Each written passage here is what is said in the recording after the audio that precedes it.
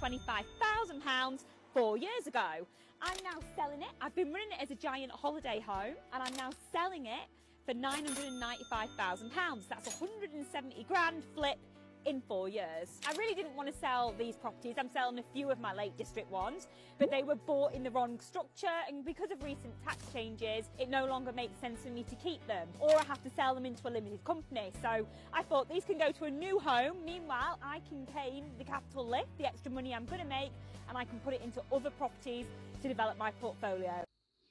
Lots to unpack in this video in particular. Now, I have to state, before I go through the facts and figures and the numbers and see if this person has actually made £170,000, I do not know this person's financial situation, so I cannot comment categorically or with fact that this person is a higher rate taxpayer, doesn't have some sort of reliefs in place in particular. So I'm going to have to assume this based on the few little bits that I have seen on the video, in particular the tax purposes and the fact that it wasn't purchased in the right sort of structure, and then come to my own conclusion as to whether the property did in fact increase by £170,000 and they are about to make that sort of money in terms of the flip. So let's go through the specific figures. I've done some digging on the land registry site, and I can see that the property was actually bought at £825,000 in April 2022.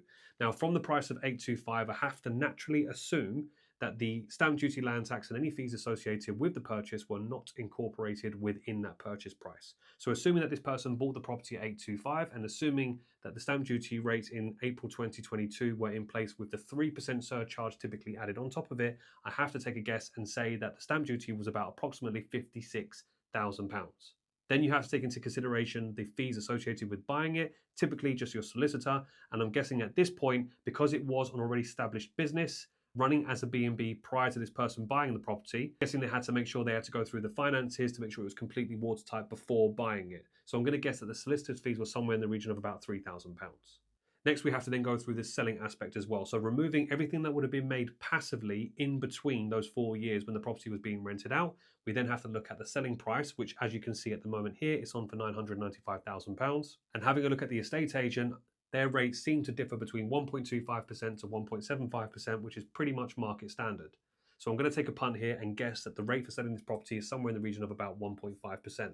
Including VAT and assuming that you sell at £995,000, this would give your estate agent's fees at approximately £18,000 including VAT.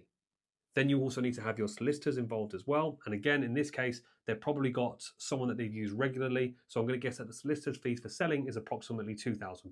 This means that buying the property at $825,000, factoring in all of the costs associated with the purchase, it comes to a total of £79,000, which means the purchase, from my perspective, was not $825,000, it was actually $904,000. Then you have to assume if the person has bought the property as a buy-to-let and it isn't their residence home, they're going to be liable for capital gains tax.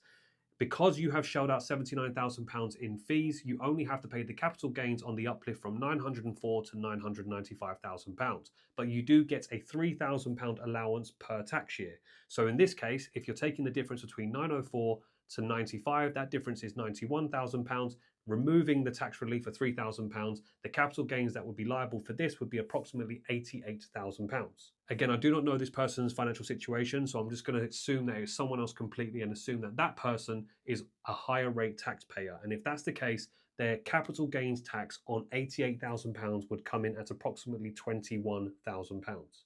This would mean then, assuming that you bought the property at $825,000, factored in all the fees and the selling agents and the capital gains tax, it takes your total expenditure to £925,000. Now, doing a bit more research online, I can see that the property is advertised for $995,000. But as you can see from the remaining properties that are online, there is nothing else that indicates that this property is within the right sort of price bracket, but that's not for me to say, it's my assumption. It's been on the market for a good couple of weeks, and generally speaking, regardless of the market that you are in, if you have a property sat on the market for the best part of 4 or 5 weeks, it's more than likely going to be overpriced or you need a very specific buyer. Again, this is not fact, this is me just giving my assumption and interpretation on the market. So if you do sell the property for £995,000 and you factor in all the fees that we spoke about, coming to a total of £925,000, it does not give you an uplift or a property flip at 170. In fact, it only gives you £70,000. And assuming that you don't sell the property at £995 and you end up having to sell the property at £975 or even £950, you could only walk away with anywhere between £25,000 to £50,000. Doesn't really feel like a full flip for 170, but happy to be corrected if I'm wrong.